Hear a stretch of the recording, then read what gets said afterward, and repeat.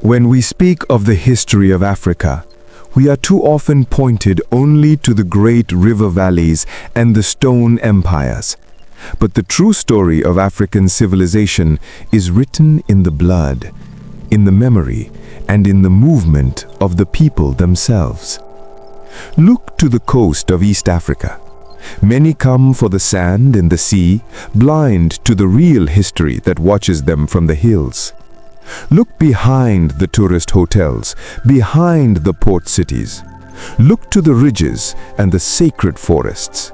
Here you find the story of the Miji Kenda. Who are these people? The name itself is a key. Miji Kenda. It means the 9 homesteads or the 9 towns.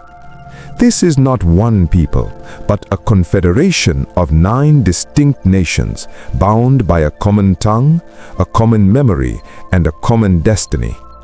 The Digo, the Giriama, the Duruma, the Rabai, the Chonyi, the Jibana, the Kambe, the Kauma, and the Ribe. They are the true indigenous inhabitants of the Kenyan coastal hinterland, stretching from the border of Somalia in the north down to the Tanzanian border in the south. But they were not always here. Their history, like so many African histories, is one of strategic movement. Their oral traditions, which are their history, make no mistake, speak of a great origin point, a place they call Shungwaya, far to the north in what is today Somalia. This was their ancestral homeland, a center of their civilization. But history is never still. Forces of disruption, of conflict came. And in the 16th century, these 9 peoples began a great strategic migration south. And where did they choose to re-establish their world? They did not settle on the open coast, which was already a place of commerce and contention. They were too wise for that.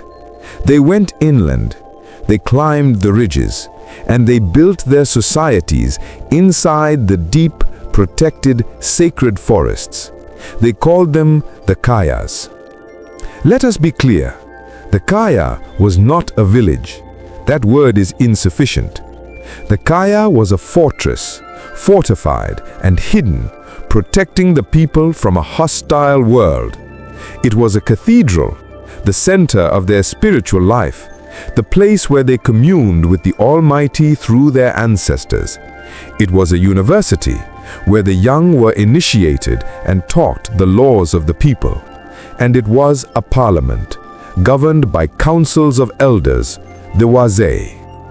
This was not chaos, this was order.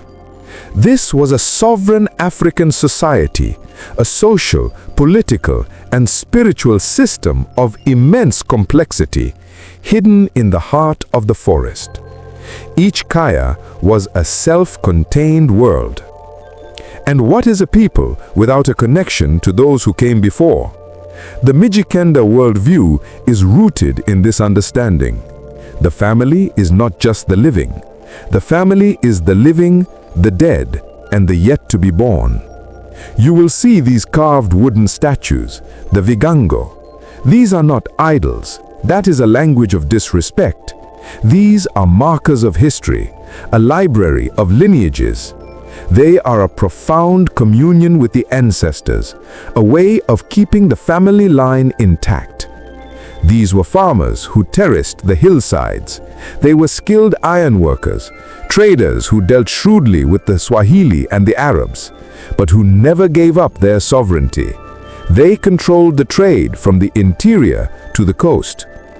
So when you look at the Kenyan coast, look beyond the surface.